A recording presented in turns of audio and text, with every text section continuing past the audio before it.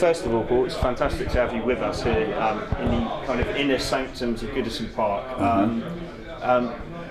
Your move to Everton come about.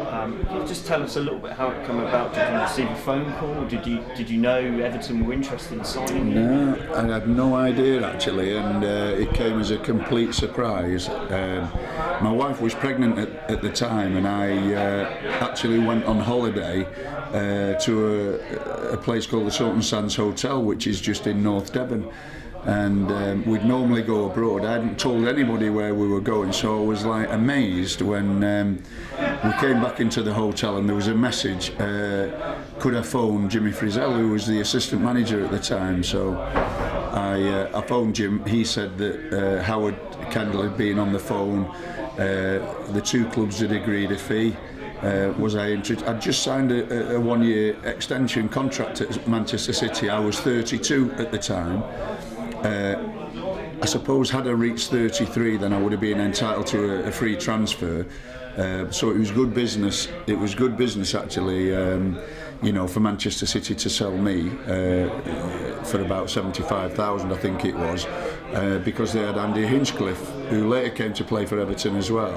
They had him in the youth team and are ready to take the left back spot at Manchester City. So I suppose it was a move that suited everybody. And was it an easy decision, Paul? Because obviously, your connection to Manchester City as well. Was it hard to leave that? Well, it wasn't an easy decision because I was due a testimonial at Manchester City, and obviously, if I left and became an Everton player, then it would have affected the testimonial game. I wouldn't have known whether I'd have got a testimonial game. Howard actually said that he would play the first game of the season against Manchester City and it could be my testimonial. So it worked out that I was an Everton player when I had my testimonial for Manchester City. So. But yeah, not a difficult decision at all. I mean, Everton the season before had finished runners-up, I think, in the league and the cup. A really successful team, a lot of skillful players like Trevor Steven and Kevin Sheedy, and Sharpie and Inchy and all those good players at the time. It was easy for me to come and be a part of that and settle in quite nicely, So. Yeah, no problem. Definitely. What was it like playing in that team? Because obviously that team's regarded as probably one of Everton's best teams. It must have been a fantastic time to be part of it. Yeah, well, I think the understanding was that I would come as a squad player. As it turned out, Pat van den Hauw had an ankle injury, which was quite long term. He was out for most of the start of the 1986 season, so I played at left back, and my first real competitive game for Everton was the Charity Shield at Wembley. Fantastic start. I started quite well, so I think the fans sort of took to me a little bit. If I'd have struggled being a Manc, then I would have probably had a hard time, but as it turned out, we kept winning. We were up near the top of the league, and I played up until just after Christmas at left back. Pat van den Hauw then became fit, and he came straight back into left back, and at that time Kevin Sheedy got injured, so I sort of moved into left side of midfield, and I ended up playing 40 games out of the 42. The last two I missed after we'd won the championship at Norwich. I missed the last two games. I think it was Tottenham and somebody else at home, because I had a knee injury and I wanted to get some surgery on it as soon as I could and give myself as much time to recover as possible, but it was never really the same after that. And as you said, Paul, you were quick to win the Everton fans over.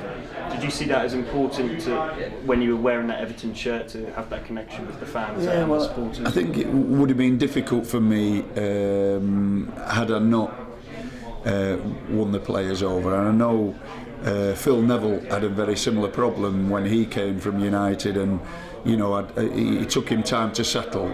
Once he realised he was a good pro and he was working hard for the cause, then I think that's what you need to do to win Everton supporters over. And I spoke to Adrian Heath, and he said, listen, just slide off your feet, slide off onto the pitch. They'll love you more if you do that than than if you do anything spectacular with the ball. Like so, and I'd always been that sort of player that I was totally committed because I wasn't the most skillful, so it was the only thing I could do basically. So yeah, it worked out quite well in the end. And Paul, just really a final point, you said you're working at Manchester City now in the academy setup, but do you still get the opportunity to follow and keep an eye on Everton's results? I know you're obviously linked with City now. Yeah. Of course you must keep an eye on Everton. Yeah, absolutely. I mean, I was very close to Ray Hall, and well, not very close, but I had a long association with Ray Hall and Neil Dewsnip, who were involved at the academy, and then of course Kevin Sheedy became involved with the academy. So there's always been a link between the Man City and the Everton academies. But yeah, I mean, Everton's my second team. A lot of Evertonians won't want to hear that, but I was brought up as a Manchester City fan. I played for them for 400 games. So City will always be my first team. I work for them now, So, but I loved my time at Everton, brief as it was. It's a fantastic football club, very, very similar to Manchester City in a lot of ways, because they sort of lived in the shadow of the neighbours for a little while, and at that time when I was at Everton, obviously Everton went past Liverpool at that stage, and they shared a lot of good moments, and I think there was a sort of a nice atmosphere about Liverpool and Everton supporters because they'd both been successful. It was different at City because United had been so successful. City hadn't had much success, so there was a lot of bitterness there. But irrespective of that, I had a wonderful time at Everton. Yeah.